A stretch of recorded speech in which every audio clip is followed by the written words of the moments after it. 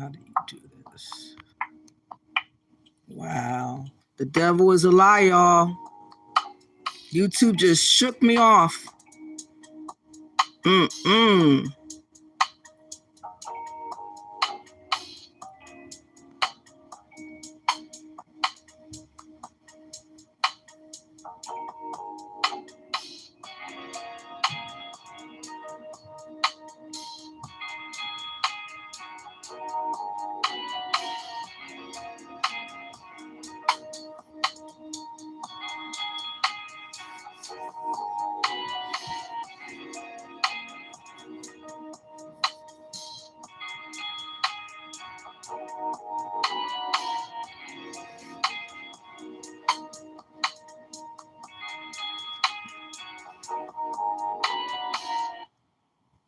What up, what up, what up? That was really strange, y'all.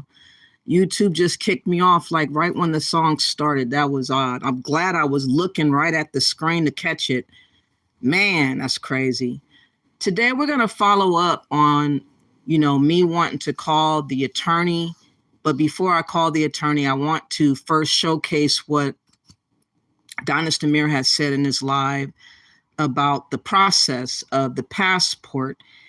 And we're going to see if you are actually renunciating your nationality of United States or not through the process in which he is having people do.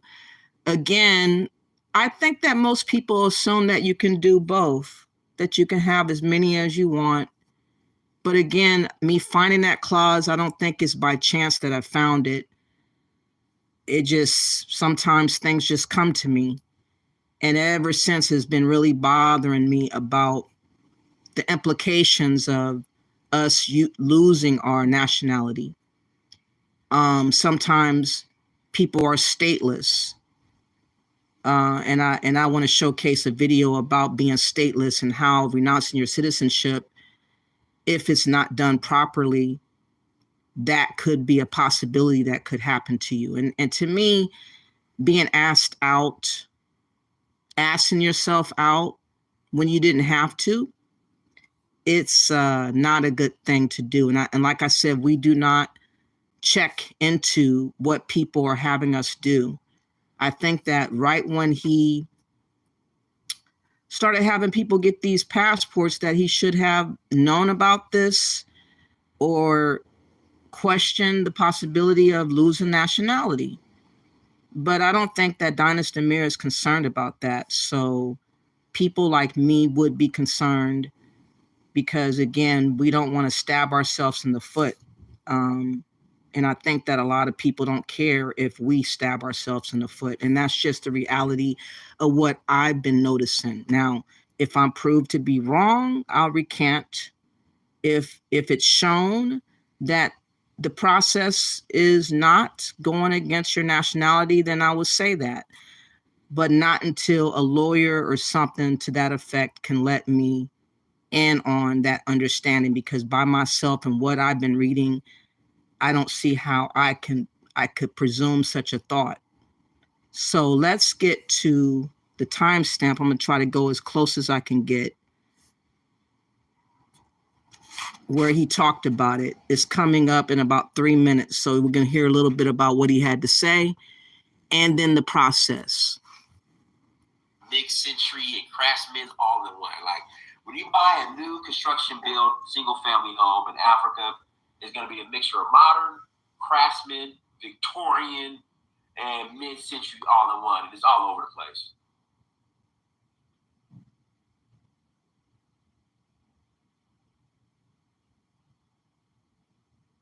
Yeah, and that's the concern. Some people are getting their passports, dipping and not coming back. So now they're saying, okay, we're granting these passports to the diaspora in the name of, hey, you guys left here against your own free will. We want to receive you and integrate you. But how is that a win-win for Sierra Leone? So that's what's going on. And guys, links in the chat room. If you want to call in and have the conversation, link is in the chat room again. If you want to call in and have the conversation, link is in the chat room.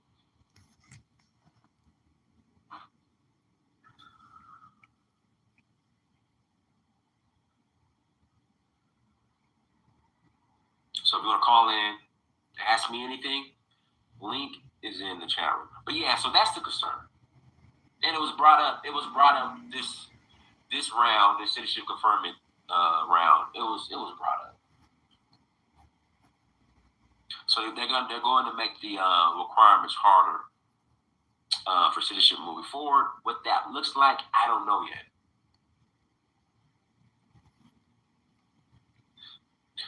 Again, what that looks like, I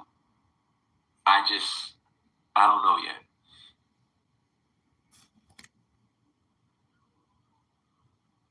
But it's going to be interesting.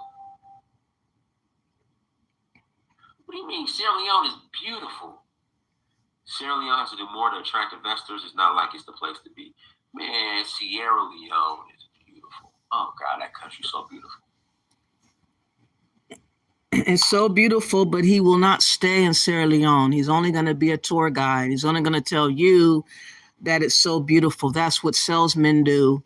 Sell a dream to us. Everybody's selling us a dream while he is comfortable in Atlanta selling everybody else a dream. But is that dream a dream to dream is the question. Is it worth dreaming to want to go and get a citizenship and have the option of Sierra Leone or the so-called investments that you have to garner, the responsibility of what it is to be a citizenship and what the requirements are requiring? Is it worth all the headache in which people are influencing us to do is the question that we have to answer. Freetown is gorgeous. I mean, everything is there. You have beautiful beaches. I mean, you have everything you want in the country is there in Sierra Leone. You have beautiful beaches. Cost of living isn't too bad. It's just that Sierra Leone is a naturally beautiful country. Go ahead, Theo. Theo, I can't hear you. Hold on. Give me just a minute. Hold on. Okay. Okay, so in just a little bit, he is going to get into a conversation of a back and forth and talking about this passport. And he outright, I guess, gives a cliff note of requirements that you need. And so I'm going to write those things down. And we're going to later on in this live, not too late, call a lawyer because the office is already open. And so I hope that I will be able to get in. I hope that I will be able to state it on live.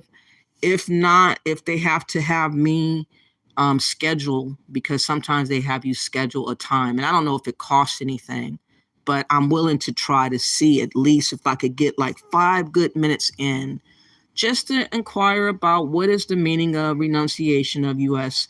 nationality. It states that the oath of renunciation of U.S. nationality abroad, INA 349A5. What is that? What would cause that to be? Could you get to that without knowingly, unbeknownst to you, by what it is that you do sometimes? That's kind of an important question, because I think, again, this emotionalism of go back to Africa, people have lost their mind. People are so ecstatic over some damn kit, a DNA kit. They are really allowing that to be the very reason to dream a dream. And again, these dreams are being fastened singularly onto Black Americans. And that's why it's very important to ask these questions, because again, people will just lead you to nowhere and do it with a smile.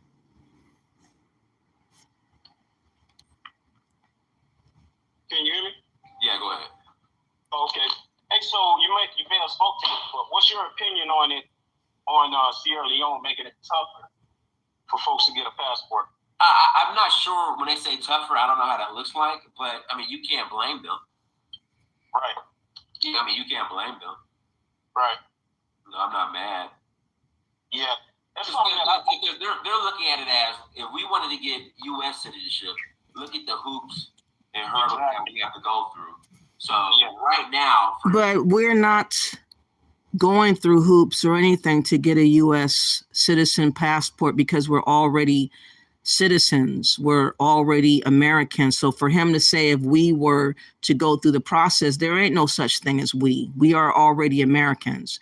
And that is something that, you know, I need to really emphasize. There ain't no we. The immigrants that have to do the process, that's what they got to do. We ain't got to do that process. Why would I say we? Why would he say we? Comparing us to immigrants is dangerous. But that's what people steadily keep doing. You know, the diaspora to get citizenship in Sierra Leone is relatively easy. And it almost, I don't know what you, I'm sorry. And then, you know, in other countries, like if you want to get citizenship, say Malta, or I think like Cayman Islands or Turks and Caicos, you minimum drop in $200K. Right. And so our foot in was the emotional, you know, we were taken from here against our own will. We want to come back, accept us. They said, okay. But then now it's like, all right, we're bringing you guys back. How's this going to be a win-win moving forward? Right. Which is fair. I've always thought it was fair. I get, you know, the sentimental going back to Africa thing. I definitely do. But, you know, sometimes you have to really think about that if you care about, you know, the larger concept of Africa, Pan-Africanism, if you genuinely care, sometimes you got to be a little unselfish about it, right? And again, everybody wants us to be unselfish. Everybody wants us to be sacrificial. Everybody wants us to break ourselves. Everybody wants us to trust the process of anybody coming to us with any type of new gig or new opportunity is being floated our way. And there is nobody that's out here that's vetting and saying, you know, hey, what's all these different ideas that's always StreamYardly coming towards to us? You know, what is this all about? I just don't like the idea that people are blindly following behind this process. Why is it so necessary that we get passports now? What is the angst in hurrying it up? Why must this be a mandatory thing, it feels like, that people are trying to put on us? Hey, what's up, Kiki? Why is this necessary now? Why is he the pioneer in trying to get so many people to trust in getting these passports? How you doing, Kiki? Think from the other perspective, like, what are you doing? How is your moving to Sierra Leone affecting the people who are already there? And how is it helping? Is it helping the people who are already there, right? And like you said, you know, Africans they don't have the freedom we have, right? And it's almost kind of like, I don't say a slap in the face. How is it that we don't have the freedom that they have? Aren't they floating all over the place? Africans are everywhere. What is he talking about? The freedom. As far as I can tell, they are doing a lot, moving all over the place. So again, people are always trying to contrast American versus the immigrants. And again, they seemingly hate the fact that we have a passport of American passport. Oh, we are advantaged. Oh, we are this, we are that. We were born here. We are Americans. We've been here for centuries. Why is that always a debate that comes up about our status as American? Again, people love to poke at that. These so-called American men are poking at our status as being American.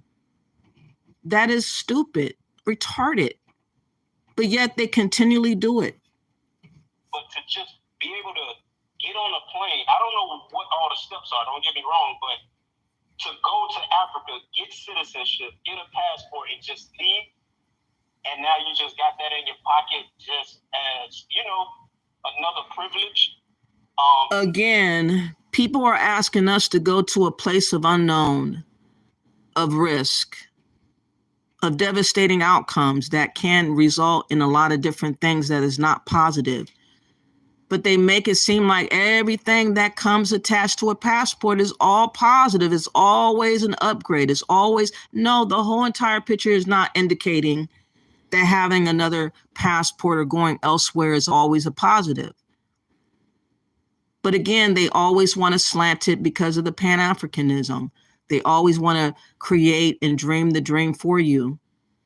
And people are following behind these nincompoops about what we should do and what we should deem as important. Beyond what a lot of Africans have, sometimes it just seems, I'm not saying it's unfair, but I can understand there needing to be a more strenuous, process, some type of way of like earning that, other than I was born Black, my ancestries are from Africa, which is valid, as far as the desire to bog us down with debt is unbelievable. The desire to try to put us out there to dry is unbelievable. We have no allies. People that are Black Americans, they don't care about protecting themselves. We don't have another home. There's no other place that is home. That is in Africa. I'm sorry. You can pretend, you can dream, you can say this is my motherland, but you don't have the tongue, you don't have their ways, you don't have their spirit, you don't serve their God. I'm sorry.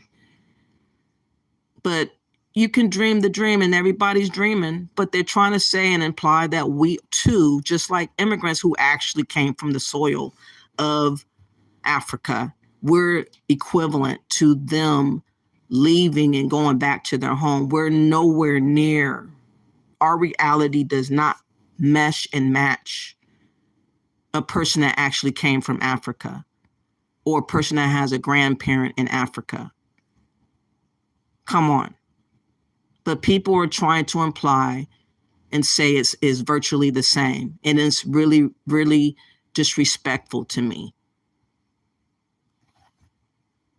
But, if you listen to a lot of people, all skin folks ain't kin folks. And, there can be some nefariousness in that mix of people trying to get a passport for, other reasons. Right. So I think there's definitely, I think that would be a right move on any government that has its people, at the heart of their interests. Yeah, so we'll see how it plays out. The next upcoming citizenship conferment ceremony. So, but like I said, as far as what the new requirements are going to be, I don't know. So as of now, what do you do?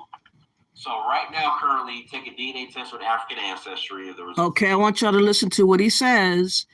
You take a DNA ancestry test. You get that stupid ass kit that collects your information in the database.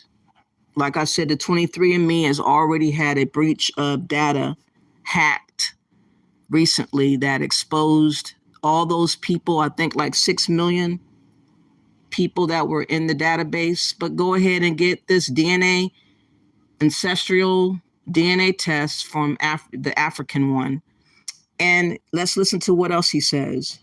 Come back to Sierra Leone and any part, and you're good. I mean, that's like the first step. Like if you don't have that, then there's no point in moving on to the next steps at all. So once you have that, you have to get with a licensed tour operator, which is me. I'm a licensed tour operator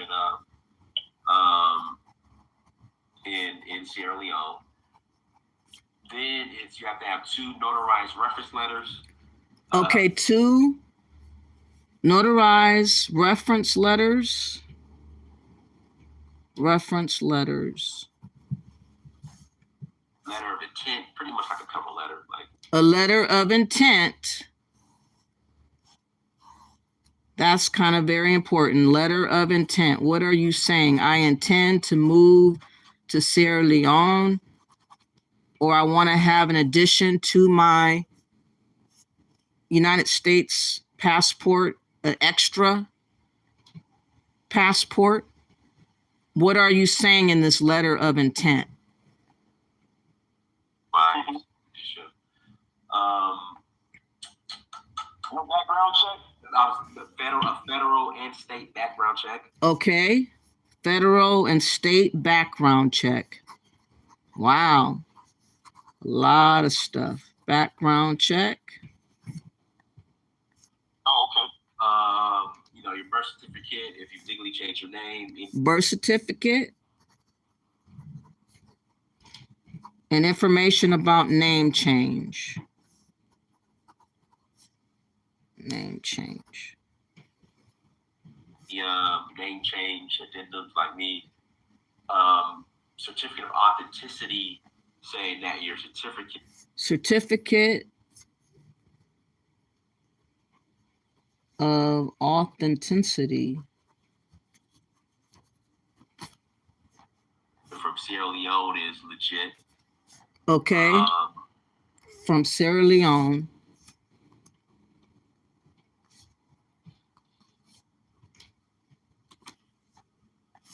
Then I submit all that on your behalf. Gotcha. And then a copy of your your U.S. passport. Okay, copy of U.S. passport.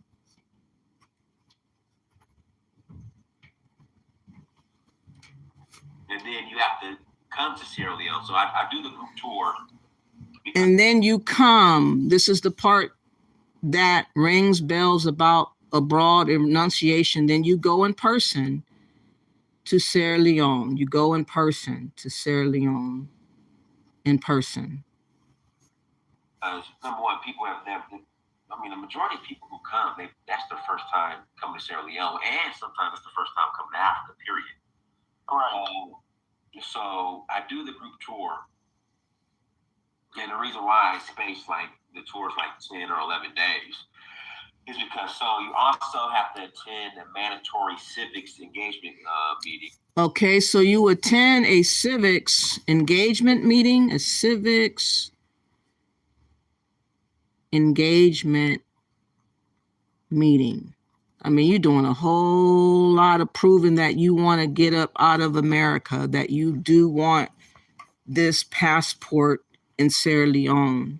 So far, you are putting it out there that this is what you want. And by your action, it looks like this is what you really want. Then you have to do biometrics. Then you got to take pictures, iris checked and all that kind of stuff. Your fingerprints, biometrics. You do biometrics, fill out your passport paperwork, and then you have to get sworn in. So that's the last one. Getting sworn in. Is that equivalent to an oath? Being sworn in there in Sierra Leone, and him acting as an agent of sorts to collect all your information and all your stuff to be submitted to Sierra Leone professionals or whatever, immigration officer. You're doing an awful lot. Let me see what you guys are saying. Thank you all for appearing. I really appreciate it. I hope to goodness that before this live is over, that an actual lawyer will pick up. And I really appreciate Kiki for giving me the number, because I didn't know where to go get it. I just assumed that we need a lawyer, but I didn't know what lawyer, or I assumed that it would be easy just to call a governmental agent to ask the question, but it's not as easy as it seems. Obvious. I only had a brick wall with trying to talk to an automated voice. It refused to give me a live person. They want you to do email pretty much. And so I think that it would be lost through translation with just using email or speaking to someone in another country that might mistranslate or understand what you're trying to say. I think that a lawyer will actually understand layman, just just a quick conversation about what the meaning of renunciation is by the process in which Dynas is doing. You know, does it fall into the category of that renunciation or not? What's up, Charlie Shaw, Kiki, Ms. D, and anyone in the clouds? Thank you all for coming through. I really appreciate it. If you have not yet, can you please like the video, share the video, subscribe to my channel? You said, I don't know how to highlight names either. I don't know how to do that kind of stuff either. I wish I did. You said they can't pinpoint the tribe if you are from. Isn't it interesting how these tests don't ever tell you, you know, where you're from in the United States, whereabouts, where was your family from? They don't talk about that. It's always there in Africa. Again, they're trying to, you know, cause emotionalism and all these things. But again, it's always a risk. Now people's information is stored away. They could, in turn, because there's a third party that has access to your DNA, they could construct different viruses or whatever according to your DNA. These things are reality. That's why I will never do a DNA. I don't think it's necessary because, again, I'm mixed up. It doesn't matter more than being an American to me. I don't think it's imperative that I have to try to so-called call myself African and all these other things. I just think that it's a lot more risk than it is just to accept who I am as a person that is an American and what my history has been and who I am. I think that that's enough. That's my opinion. That just seems important to me. What part did you mean, Kiki, about doing it in person in Sierra Leone? Charlie says they just want us to say African because they know we can't pinpoint. The fact is that even if we said African, you never know where you actually supposedly, if you have an ancestor, whereabouts that ancestor was from. It's just, to me, this is a biggest hoax. To me, it is just unfortunate that this is something that people gravitate to and that everybody's loving to do what people are asking us to do, like happily. I'll never do it. Okay. And then Charlie says, or they would just put us in the Nigerian box. Yeah, everybody wants to call us Nigerians. They already have their designated places that they want us to be from, you know, obviously, and those are the designated areas that they have agreements for these different things that they're having us do. It's not by chance. Before I call, I wanted to play this old video. And this was another video that got my attention about, you know, the possibility of being stateless. Is some that he said in the video that kind of perked up my eyebrows. And I want to bring this up again. Why you have to know what you're doing, because, again, there are different tricks out here that people may not know that you could be doing against yourself. Based on law or based on different changes of law that could erupt behind. That's why I don't trust Biden. I don't trust different things that he might be trying to do behind the scenes or willfully hoping and willing for us to fall in as Black Americans, because, again, he's a racist. He doesn't care about us at all. But listen to this video, y'all. In many regions of the world, it doesn't even usually cost that much. For example, in the UK, fittingly for a country stereotypically known for its aversion to social conflict, renouncing your citizenship can be done by mail and costs £272.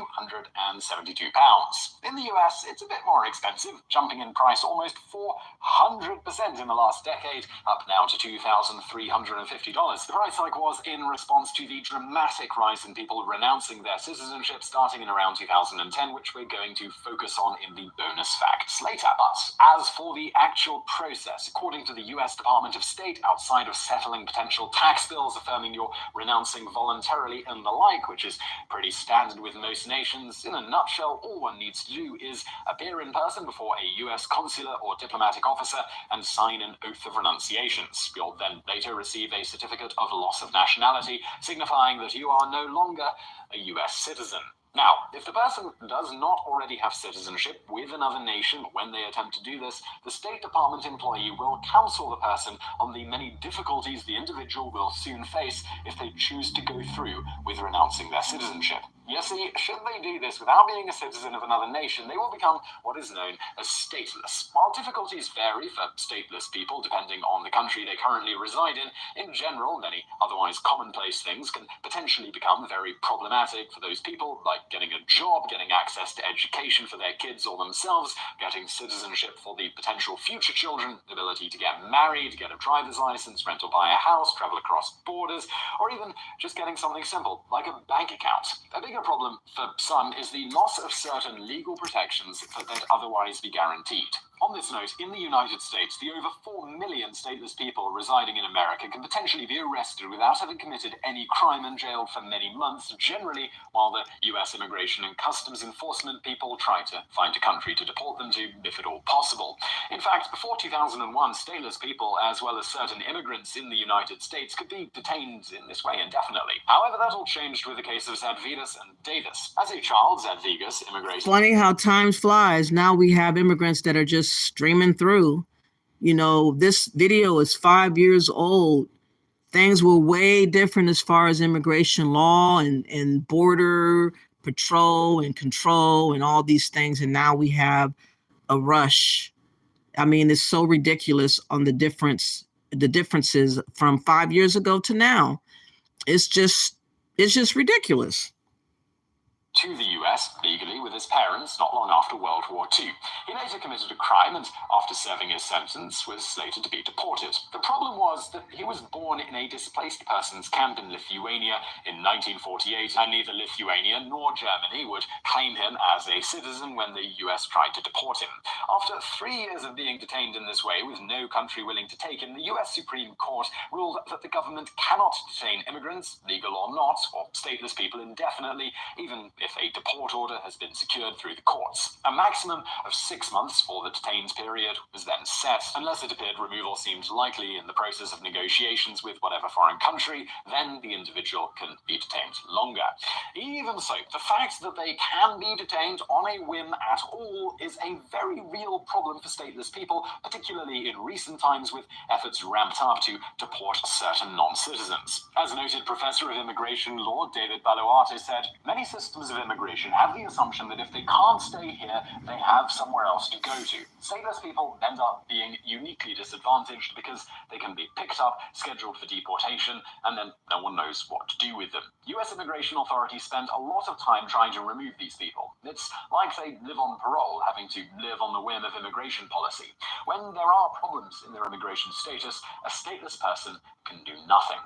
This said, it is possible to live a fairly normal life as a stateless person in some countries, even in the United States. For example, in the US, it is possible for a stateless person to get a work visa and therefore get employment, as well as other provisions that can be applied for and potentially, though not necessarily, granted.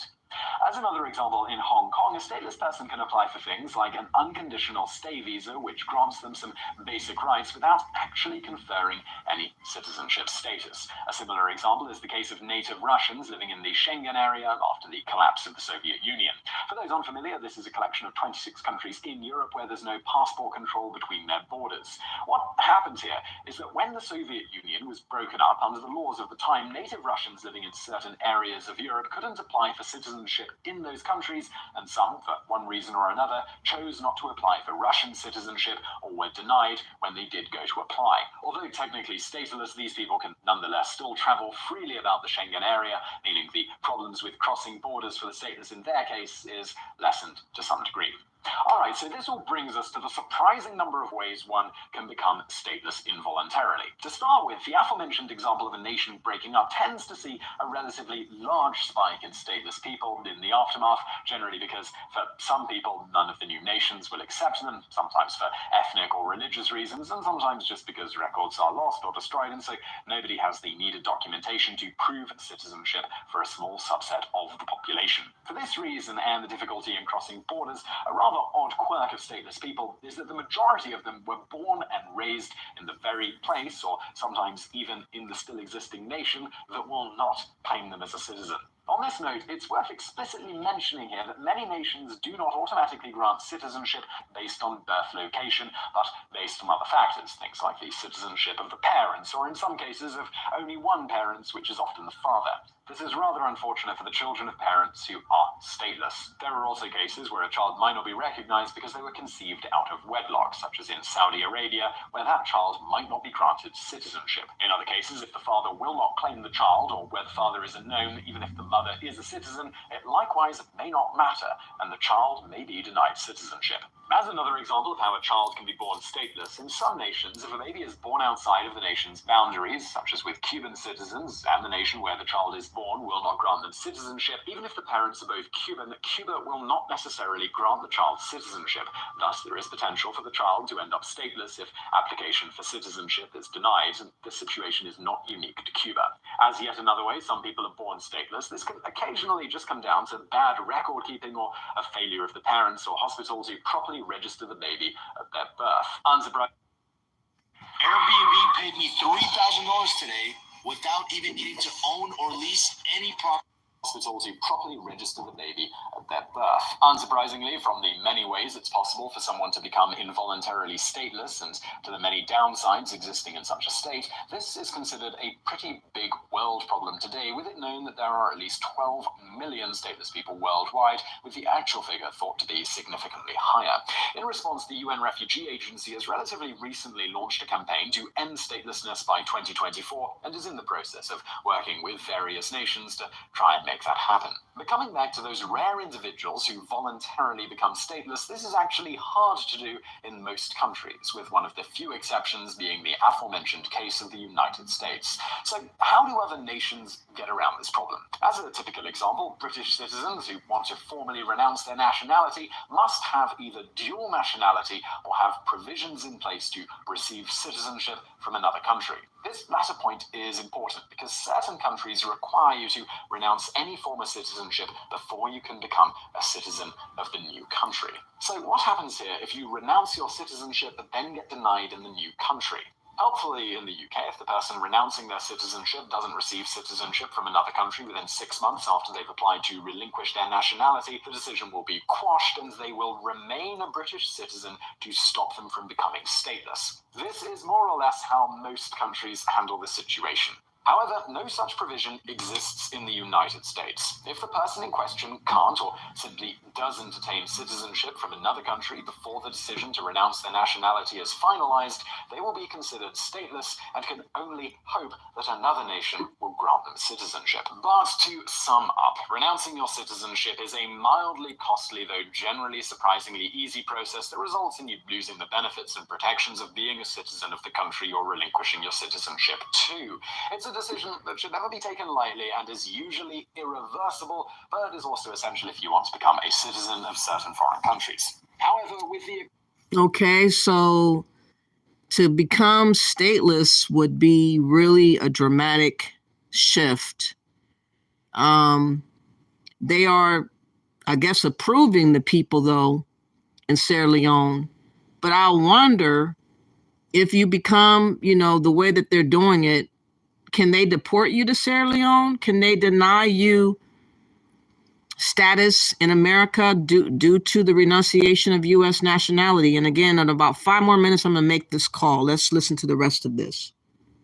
Exception of a few countries like the United States. If you choose to renounce to become a citizen of one of those countries that requires this is done beforehand, and then that country denies your application, your original country will simply cancel your request to rescind your citizenship to keep you from becoming one of the many millions worldwide that have found themselves in the unfortunate state of being stateless. Now, having just watched this video, you probably realize that your statehood is probably something you want to protect, and well, that's closely tied with your identity, and that's where Dashlane comes in. Dashlane will protect you from all sorts of threats to your identity. Okay, let's just go ahead and make the call. Let's see if they're going to answer the phone. I'm not going to try to have a long, drawn-out conversation, but right specifically to the point of what renunciation of U.S. nationality abroad is, and is the process of Dynasty Mir making that so? Or can you have 2 citizenships as a Black American without worrying about the renunciation of nationality abroad. Okay, let's see. Now I'm going to use a different name just so that the conversation can go smoothly.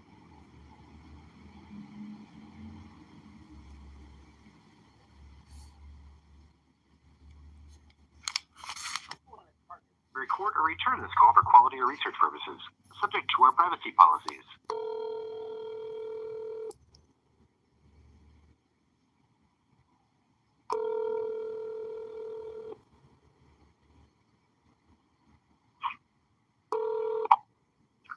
Hello? Hi. Hello? Hello, can you hear me? Is there any way that I can speak to a lawyer about renunciation of U.S. nationality abroad? Because I'm kind of a little tripped up about a little. Wrong number. Huh? No, wrong number. Wrong number. Wrong number? Okay. Let me try to look it up again, make sure I wrote it down right. Hold on. Hold on.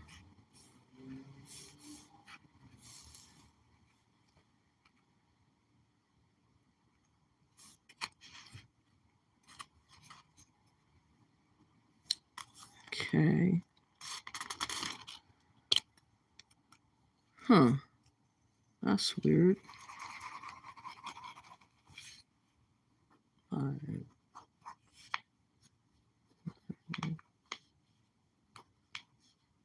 Okay, let's try it again.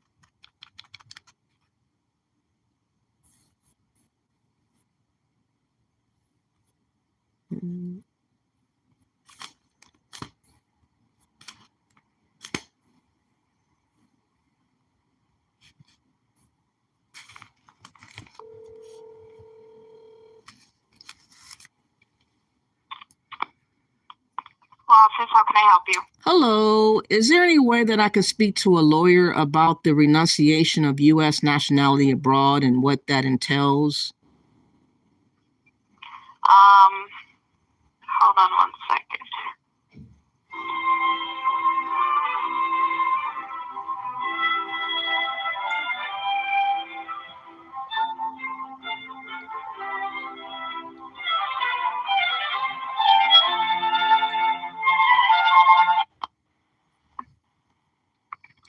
Hello? Hello? Yes. We only handle immigration to the U.S. Okay, I'm an American.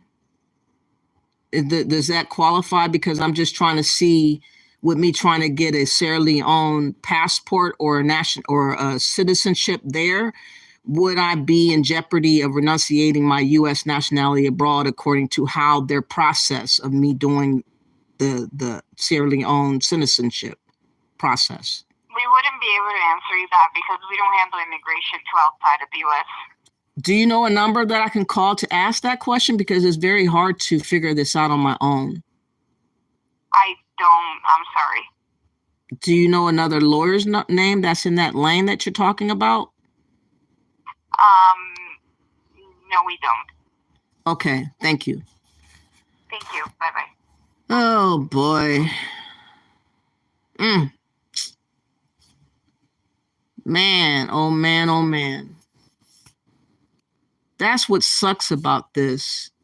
I can't just get information just because. Everything has to be so freaking hard to do. And all you're left with is just what it reads. And what it reads does not give me comfort. Again, it says a lot of different things that needs to be questioned as far as making sure that you're not stateless, making sure that you're not renouncing your U.S. nationality if you didn't want to. It's one thing to say, I'm leaving America and I'm not going to look back. I have enough money to survive in Sierra Leone, and once I get my shit together, however, I intend to go to Sierra Leone and I intend to not come back to America. I'm going to sever ties.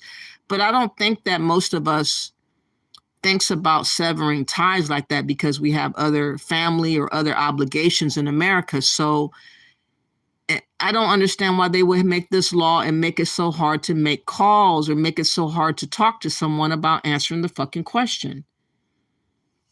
Again, Dynasty Samir wants you to get a kit, get the DNA kit. Then he's the licensed tour operator. He asked for 2 notary signed reference letters. He's asking for a letter of intent. You're giving an oath, and this states an oath of renunciation of U.S. nationality abroad, INA 349A5. He asks that he does the paperwork, he submits the paperwork, and then you fly into Sierra Leone. You bring with you your birth certificate, you bring with you any name change, you bring with you your passport. He does a certificate of authenticity of Sierra Leone, stamp or whatever approval. You go to a civics engagement meeting. You do your biometrics. They make this passport, but again, why can't we figure out? Why can't I talk to a live person to ask the question? Is this qualified to this notion of the oath of renunciation? Man, this sucks.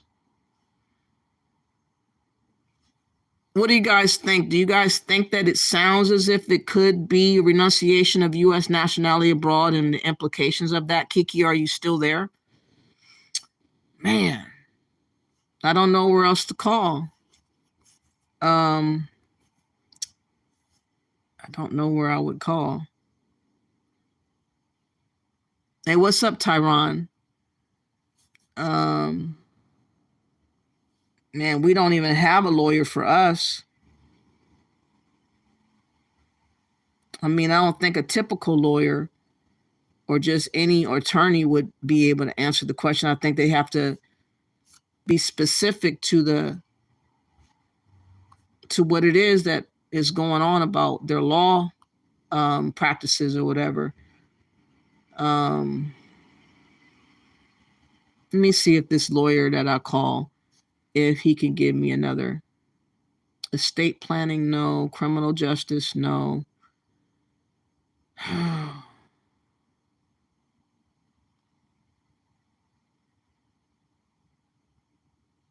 Personal injury, no.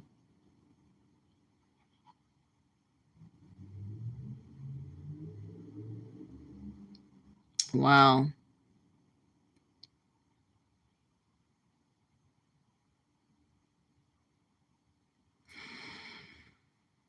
Let me see. I'm just going to call a random lawyer.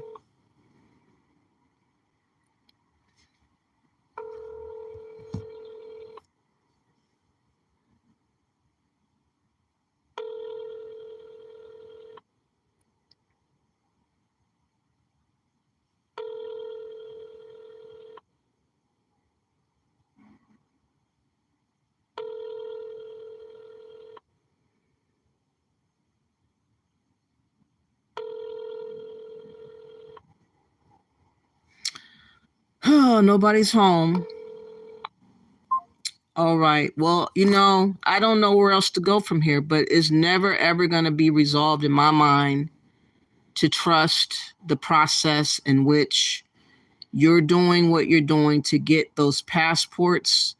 Is very suspect to me about the renunciation of the nationality. And the part that really scares me about the stateless clause. I hope that what they're doing is going to be worth their while. In the end, I hope that their smiles does not turn to screams. But right now I'm at a dead end. And hopefully someone that is listening, if you do have a way of, you said, I'm just joking the live. Hey, what's up, Easy Axe, how you doing? I don't know where else to go from here because there is really... this is a dead end right now. Unless somebody that is into law, maybe I'll have to go back to the law library. But that's going to take me a while to do because the weather's been kind of rainy. And sometimes they do have a lawyer on site to help answer certain questions, but I don't know if he'll be able to answer that specific question. But if I go to the law library, maybe somebody there can help me. So what I'll have to do is postpone this journey to try to figure this out. Maybe next week I'll be able to find out a time to go to the law library and try to talk to one of those people over there. You said maybe have you try calling to... No, I don't have a way in which to call Sierra Leone. I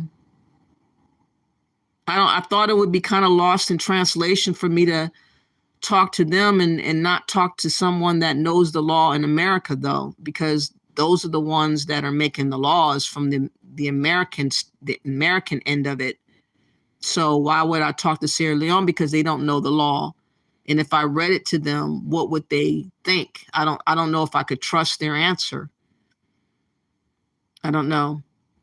So anyone that's listening, if you know what other number I could try or whatever, I mean, even the law office didn't know, though. So I'm really like at a loss of words. But yeah, Dynasty Mir, he needs to know this thing called renunciation of U.S. nationality abroad.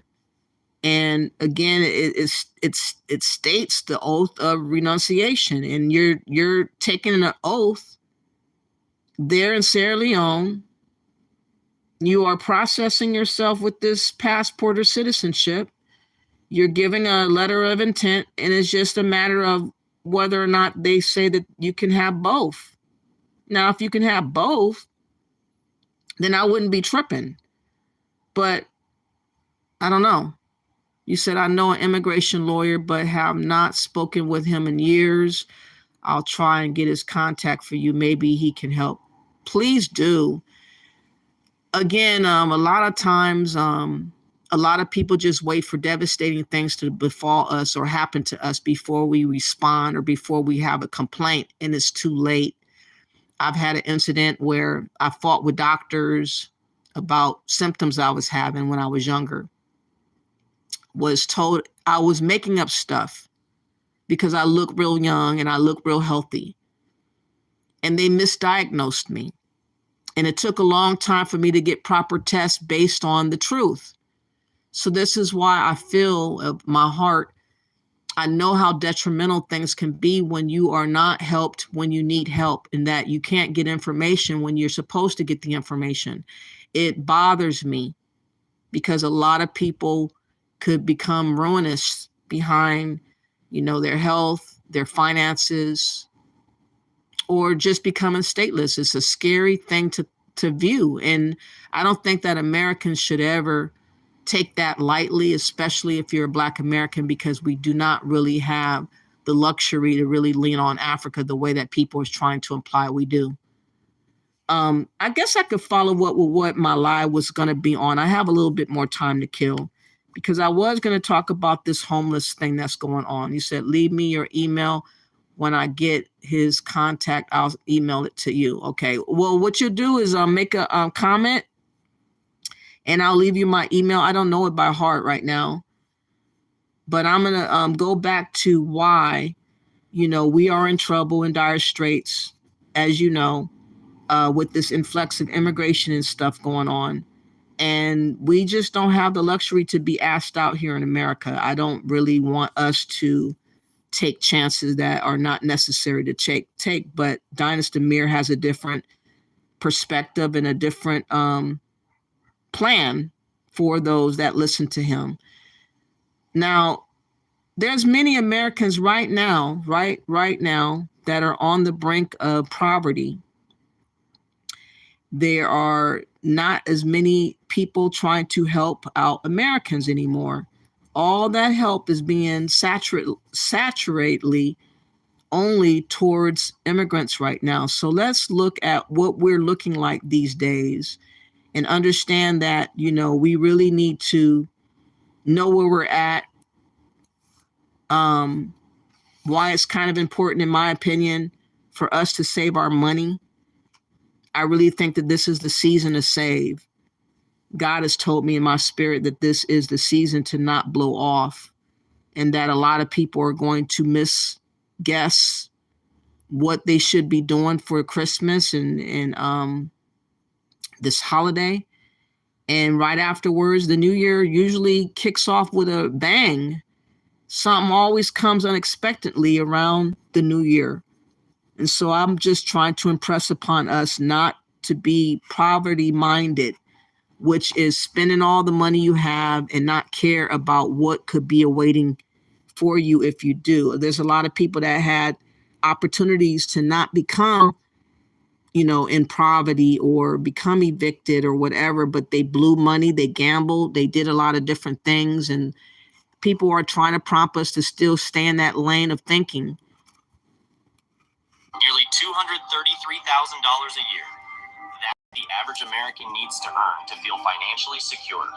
However, in 2021, the average American worker earned only $75,203 for the year. How nervous are Americans about their savings? A new survey reveals most are living paycheck to paycheck. It's not just low income or middle class families. High income families are living paycheck to paycheck too. A Bankrate survey revealed that the average American citizen says they need to earn at least 3 times more than what they currently make to be financially secure, as over 72% of Americans do not feel financially secure with their current finances, and more than a quarter of Americans believe they are unlikely to ever feel financially secure. Nearly half of Americans are now worried about their savings, more worried now than they were a year ago, according to a new poll by Bankrate.com about consumers' financial security, or these days, insecurity. The numbers show that after the pandemic, Americans' finances have improved, their debt is lower, and their savings are higher. However, they still worry about their job security or whether they will be able to have a secure retirement in the future. With nearly 61% of Americans living paycheck to paycheck, many can't even cover their basic needs. About 40% of those surveyed are having trouble paying for things like housing, food, and health care.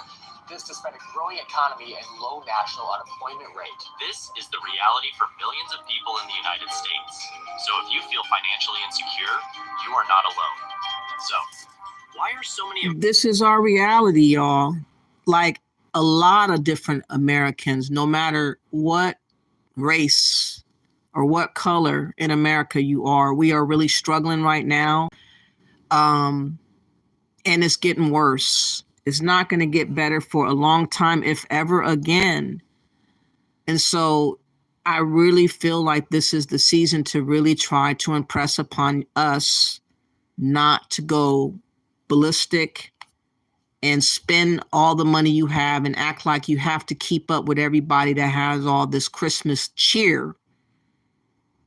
I just don't believe in it. Americans living paycheck to paycheck. And what can you do about it? Let's create a budget. In 2023, the estimated monthly income for a full-time worker is $4,400. However, the worker receives only 75.2% of that income after taxes and benefits, which reduces it to $3,308. And that's currently not enough to live in the United States. The cost of basic services and goods such as healthcare, education, and the cost of buying a house has skyrocketed in recent years, but wages have not kept up. Energy costs reaching multi-year highs, leaving consumers to pay the price. The skyrocketing prices impacting heating bills and prices at the pump. Let's take an example with some of the most common expenses for Americans. The average monthly rent in the United States is $2,029, which represents more than 46% of the average American's pre-tax income. Meanwhile, the average mortgage payment for a 2,400 square foot house is $1,019.57 per month. However, a common rule suggests spending 28% or less of your pre-tax income on mortgage payments. For median gross monthly incomes, that translates to just $1,232. Right now, there's a slew of Americans living out of their vehicles or living in a tent. I mean, it is really, really bad in California where I'm at. Every day I see new tents brought up everywhere. And I just feel for the people that are in that predicament. It's rainy. It's cold. There's no relief for people being homeless outside. People are hungry, visibly hungry. And I'm like, I might do something for the holiday New Year as far as cooking meals for some more homeless people. It just depends on how I feel, because a lot of them don't appreciate what you go out of your way to do. And I don't know if I want to really go out of my way like I did before. But, every now and again, I will help out homeless people because I feel, like, what if that was me?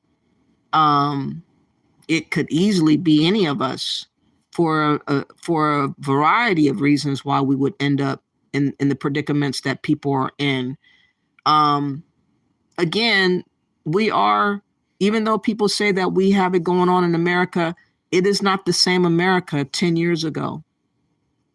There are a lot of people silently suffering with hunger or drug addiction or mental issues. Maybe they had a breakdown after losing their job or losing a spouse or losing a loved one.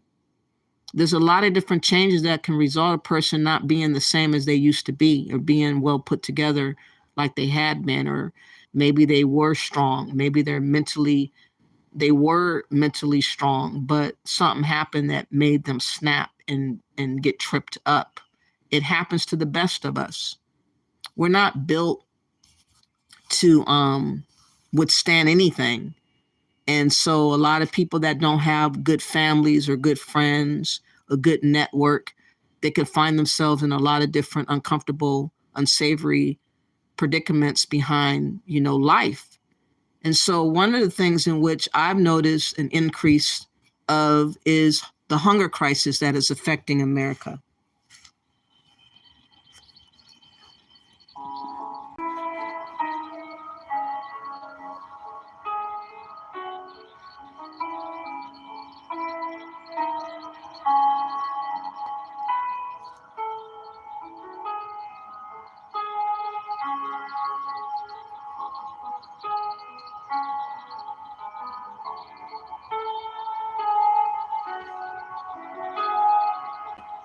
The United States is one of the most prosperous nations in the world.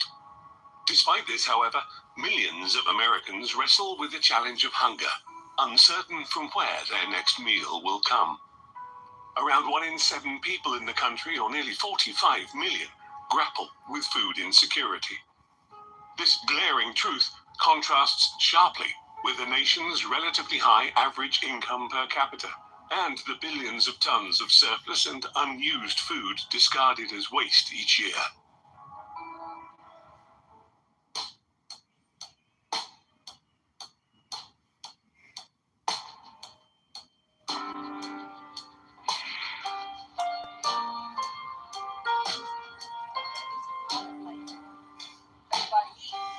Every day at noon, George Brown comes to this church to have his meal. Every day. For how many years already? Oh, a lot of years. I think since 98. 98. Yeah.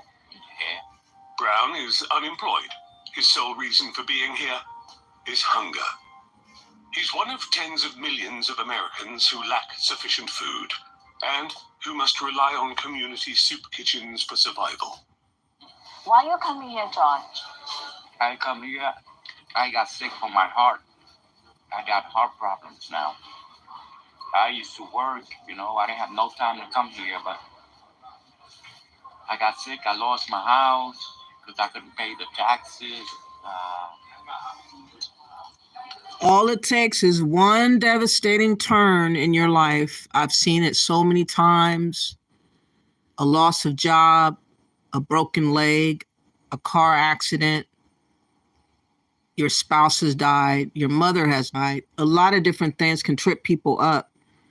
That's why giving this dream to us about going back to Africa and that, we all will do well, and not understanding how that takes away from us surviving here in America even more, in my opinion.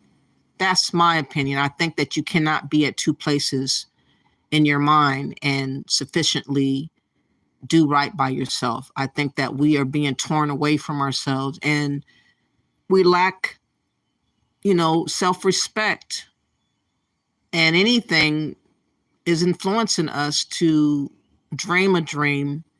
A lot of people can't keep up with dreaming. A lot of people is going to fail at that dream. There's a lot of people that went back to Africa and they're homeless right now. There's a lot of people living off of a prayer, off of cash apps and PayPal right now.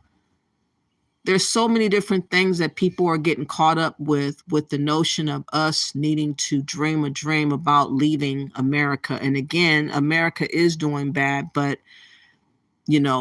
we could do as best as we can to try to stave off what's happening by protecting ourselves as best as we can and saving as best as we can, and only caring about the ones that you ought to really care about. Because again, I just don't think that we should overly extend ourselves and overly stretch ourselves thin for everybody. Everybody's expecting us to have to do something, like while the world is collapsing around us.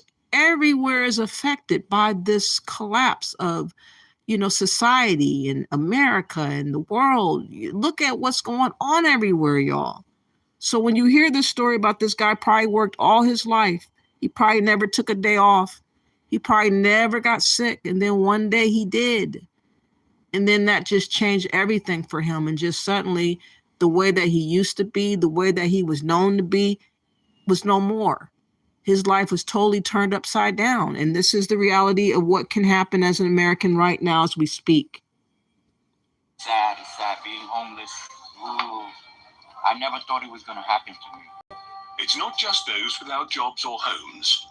Numerous employed individuals also rely on this soup kitchen because their incomes fall short of covering their expenses.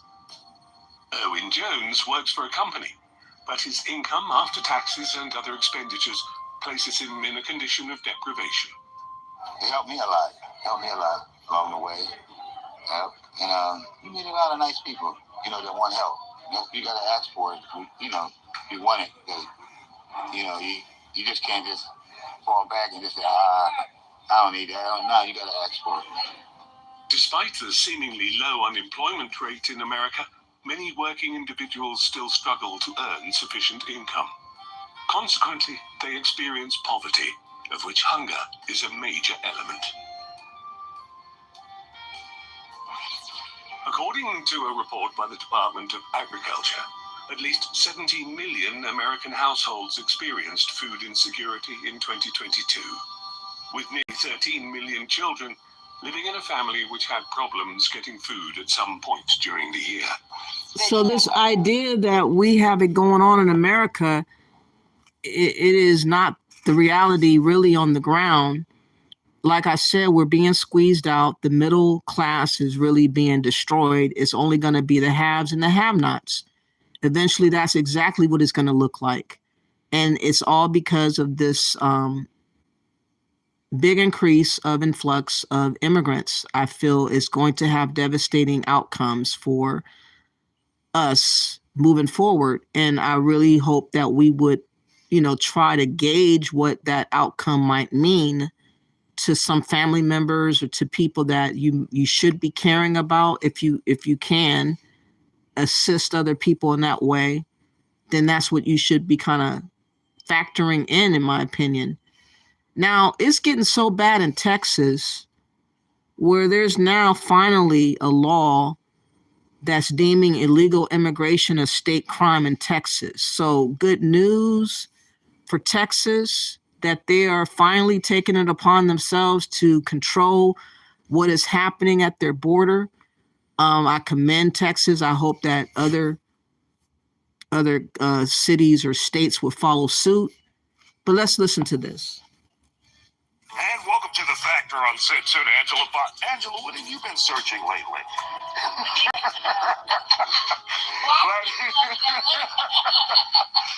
It's official. Illegal immigration is now a crime in Texas. This comes under a new bill signed into law by Governor Greg Abbott this afternoon. It allows local police to arrest migrants who cross the border illegally and gives local judges authority to order them to leave the country. Those against the law have called the measure the most dramatic attempt by a state to police immigration since a 2010 Arizona law that was largely struck down by the U.S. Supreme Court. Joining us to talk about it, Cesar Espinosa, the executive director of Fiel here in Houston, and political analyst Angela Box. Glad to have you all here on The Factor Uncensored. So, Cesar, do you think this will get anywhere? Obviously, immigration is a federal issue, but Governor Abbott has stepped in saying, we can do this. We will put those who are not in this country legally out and take them to the court system locally. Your thoughts on this? Well, it's already gone really far. I mean, there was a special session, there was multiple special sessions called to bring these bills up to light, to have them, force them through. And the damage is already done. There's many people that are afraid to now live in the state. There's many people that are going to leave the state. There's many people that are saying they're not going to come to the state. So I think we're talking about businesses, companies, big franchises. So I think that Texas is going to eat its words at the end of the day. They're going to, go back like Florida did and say this was bad policy because, you can't have it two ways. You can't enjoy the labor. You can't enjoy all the, essential workers and at the same time say, but if you're illegal, we don't want you. So that's, they're crossing the line on many fronts. Political stunts, political theater by Governor Abbott, who just likes to be mini Trump whenever he gets the chance. And before we get to that point, though, let's talk about, is this allowed under the Constitution of the United States? Can the states do this? We would hope that the state of Texas would have done its research, gone back to 2010 under SB 1070 in Arizona, and know that majority was struck down by the U.S. Supreme Court because it was unconstitutional. Racial profiling, different things are going to come under this law, and it's only going to cost the state of Texas more money to defend, more money to uphold, and more money to deploy. Cesar, what I'm trying to get from you, is this the job of the state, or is Absolutely this the job of the federal government? This is the federal government's job. The federal government should do a better job. The federal government should sit down, both Democrats and Republicans, and figure out this immigration issue once and for all. Because you can't have it two ways. You can't enjoy the labor and at the same time trample over people's human rights, over people's rights. Again, he's advocating for his people. He's advocating for his kind. He's saying that you can't have labor and then not have immigration. We don't have advocacy. Unfortunately, we don't have nobody looking out for us. We don't have nobody saying, be careful. Nobody, is saying anything to us. It's really that's why more people like Kiki and I need to come about to do the things in which is needed to hyphenate the woes and challenges that we're facing. People that are well-to-do, I'm sure are not really thinking about the little old people, but I think about the little old people because the little old people are me. I think about how things could happen, suddenly. This homelessness that I'm telling y'all about is another factor that is really being hyphenated in the United States, alongside of hunger, alongside of high cost of living, alongside of all these gentrifications and just the implosion of migration and immigration and whatever the hell, illegal immigration. Just America is looking really sad right now. See how they piggyback on what Black Americans started by saying racial profiling. Oh, yeah. Los Angeles' Skid Row, filled with tense people and growing frustration. If I can get back in to another residence, then I won't make the same mistakes I made before. According to new federal data, a record number of people are now unhoused, more than 653,000, a 12% population increase since last year. Mel Tilakaratna runs a nonprofit that provides free showers to people living on the street. The system is completely overwhelmed. Tilakaratna points to a rise in housing costs, the opioid epidemic, mental health issues, and the migrant crisis as factors exacerbating the problem in LA. We have families, asylum seekers too, families in LA who become homeless, and prior where we would be able to send them to a motel or a shelter within a couple of days, now there's absolutely no resources. These issues are also creating friction in major cities. Back in September, New York Mayor Eric Adams revealed new fears as tens of thousands of asylum seekers flooded the city. I don't see an ending to this. This issue will destroy New York City. In Phoenix, the city recently cleared a large encampment located downtown. It seems that the quote-unquote cleanup that the city did just spread the mess out a lot further. People going through everyone's dumpsters, dragging stuff out into the streets. Across LA, officials have tried to clear out encampments. They come here tents and then all your stuff will be gone. This year, Los Angeles County declared a state of emergency. Since then, officials say they have provided health services, counseling, substance abuse treatment, and found temporary housing for more than 15,000 people and permanent housing for more than 8,000. But even those resources are not enough for frustrated business owners like this woman who doesn't want to be identified. We'll feed them. We offer food, but if they don't want it, what can we do? So it's very frustrating. They'll throw things at you and they'll grab you. A growing national problem that could take decades to fix. Dana Griffin, NBC News, Los Angeles. And there's going to be a whole host of other people joining in the numbers or increase of homelessness right at the new year. It always, never, ever fails that people do not understand how detrimental it is to spend so much money for Christmas, and then the new year happens, and then something happens right at the new year, and you done got all these presents. It happens to a lot of us. I think it's really a trap to expect us to keep up with that mentality of holiday cheer. Where is the cheer at? I don't get it. I don't understand why people still have to do all these things, trees and all, and lights and all that stupid shit. I just never really got into it. Let me see. What did you say? What's up, Ben? How you doing? You said the illegals play both sides of state and federal laws as long as it benefits them. Yeah, we don't have this luxury of playing any side. We don't have this luxury of doing anything. That's why I know that this notion of going elsewhere and getting a passport is very enticing. It's very alluring. It seems like something that you might want to do, but do you really want to do it? At what cost? Are you guaranteed to not have your nationality snatched from you? And would you feel some kind of way if you did have your nationality snatched and that you were officially now going to be Sierra Leonean? What if you can get deported in Sierra Leone? What if? There's a lot of what ifs, but there's no answers to these questions, unfortunately. Hopefully Easy Axe can give me another number. I can try that. Even seniors, y'all, are finding it harder to survive. Every facet of American life are all being held down and bonded with the weight of what is going on here in America. I mean, people that you probably would imagine to be staplers of security, having money, fixed money, they retired many, many years ago. Even them are finding it harder and harder to survive.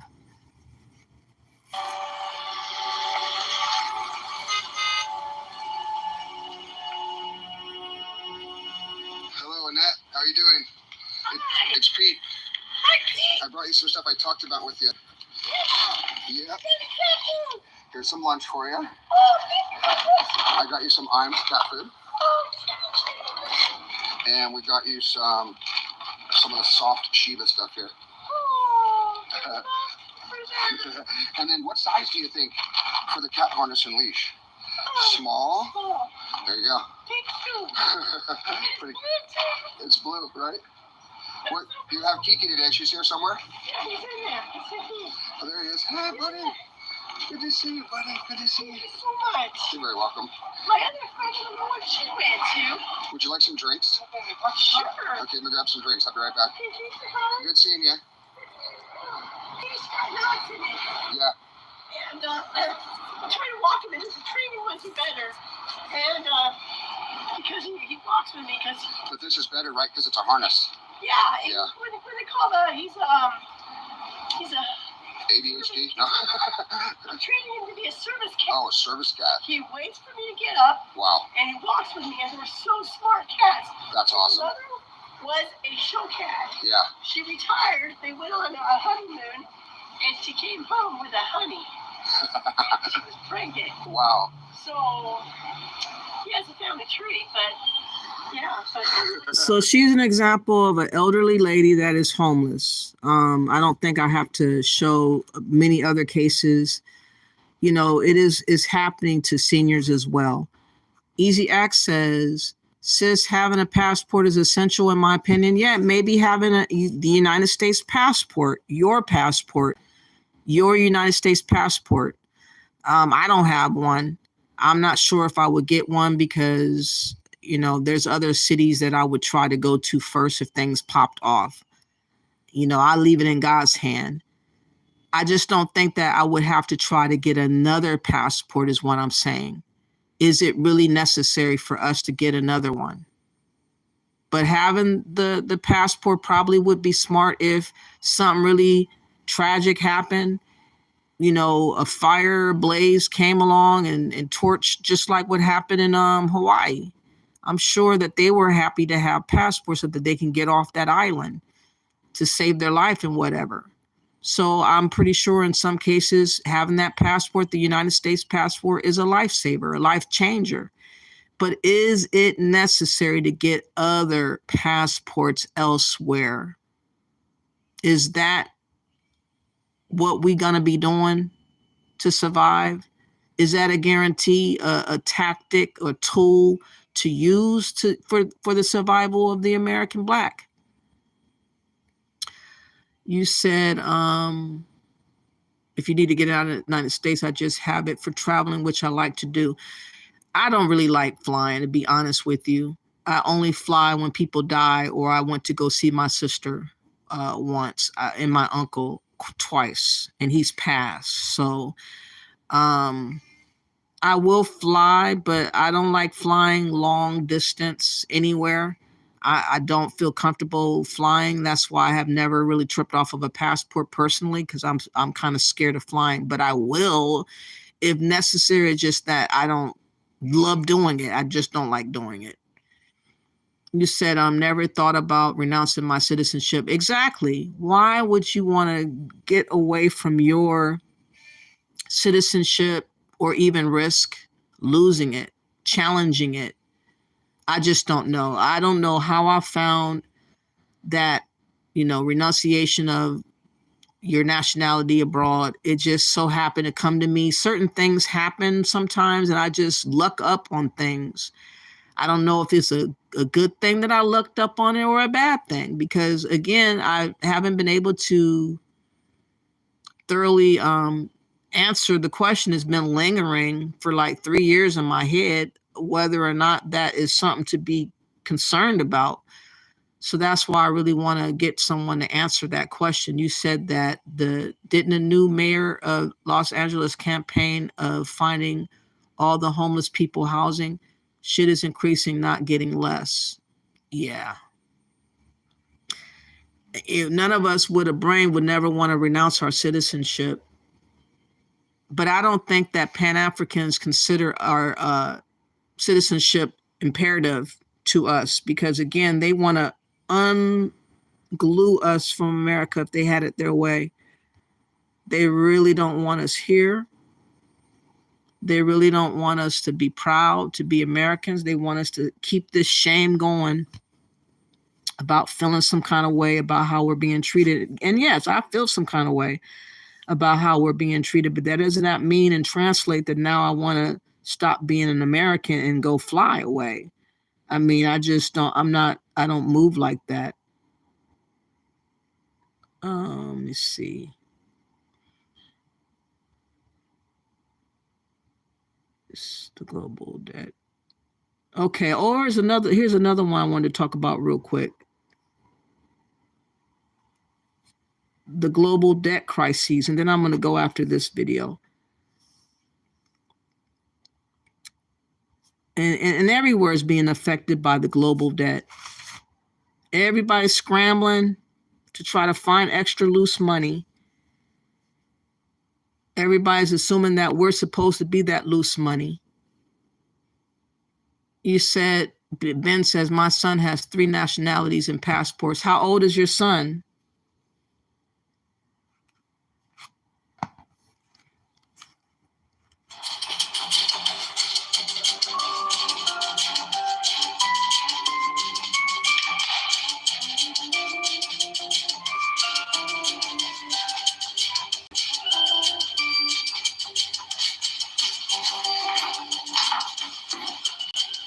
The working day begins for one of the men who in Spain are as legendary as they are infamous. El cobrador del frac en este país es tan conocido como la Coca-Cola. En cuanto te llamas por teléfono a alguien y le dices que eres el cobrador del frac, este individuo ya se pone en tensión. Debt collectors in tails have been around for 30 years. I don't think this was the right video I was thinking about. I thought that this was going to talk about, it says the global debt crises is the world on the brink of collapse, but I didn't want to have all this extra, whatever this is about. That's not what I was trying to do. But to put it blank, or plain, the whole entire globe is under a global constraints or close, damn near to collapse, if not already. I know Nigeria had news today about their Naira actually being affected. Let me see if I can find that one. So it's just expanding with debt, and a lot of countries are not being able to cope. And so we're being more enticed for these reasons. And so, again, people think that our dollars are supposed to make a significant difference in all these other places that's happening. Hold on, where did this video go?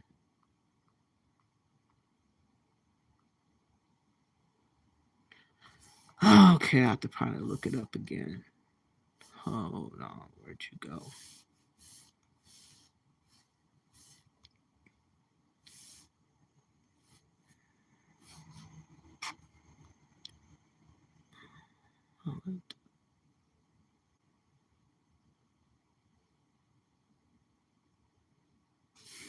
Can't find the video suddenly. 7? Why does he have 7 nationalities and passports? Why does he need 3? I mean, why does he need 3 nationalities and passports?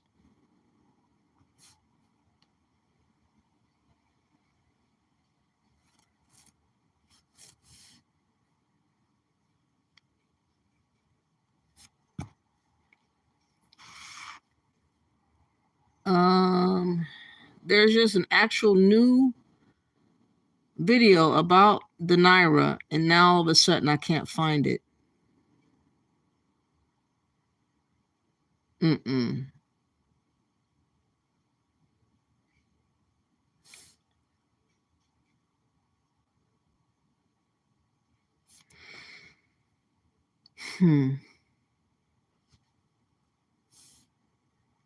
Collapse. Let me try that word.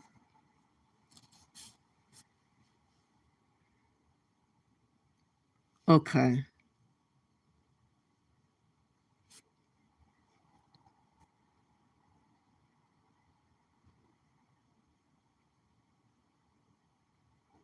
Oh, it's not going to work.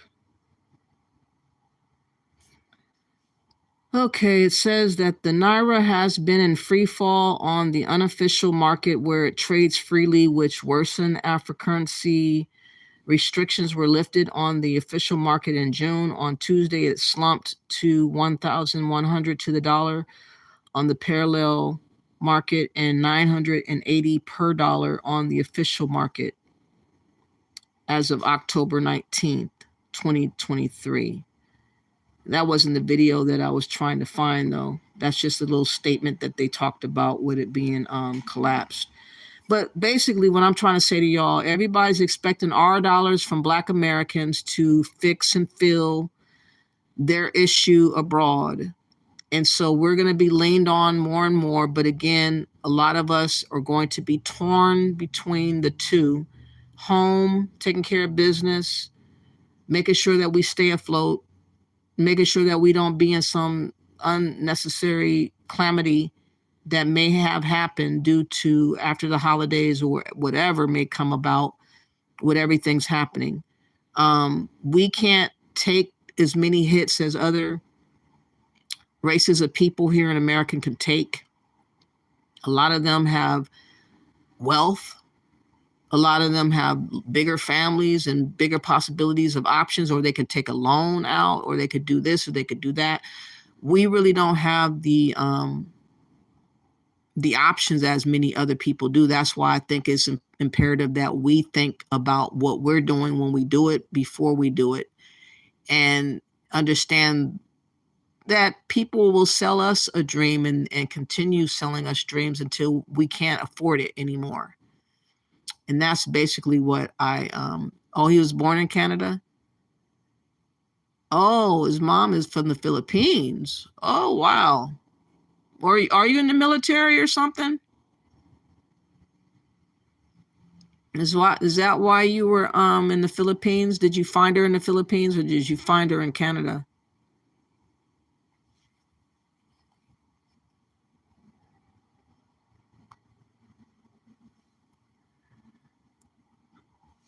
Okay. So anyways, I just think that we should think things through. I really hate the fact that I couldn't get answered the question, but hopefully I can follow up when I go to the law library if I need to go that route, or another number from Easy Acts. Hopefully we'll be able to ask the question and I can follow up as soon as I'm able. But I'm gonna have to let that go. Ben, did you want to answer the question? I'm about to go. Born in Canada, U.S. from me, Philippines from the mother. But, oh yeah, and then Canada. Okay, so that's unique. Thank you guys for all coming. Again, if there's any way that you guys can bring about a number or another lawyer or something for me to call to ask the question about renunciation, I don't know where else to go unless I go to the law library. So maybe next week I'll have an opportunity to go back there to check that out and ask the people there to help me research through the law books or something like that, maybe to figure it out. I don't know. But that's all I came to do, is try to answer the question. I couldn't get it answered. So to be continued. Thank you all for appearing. Please like and share the video, and bless up.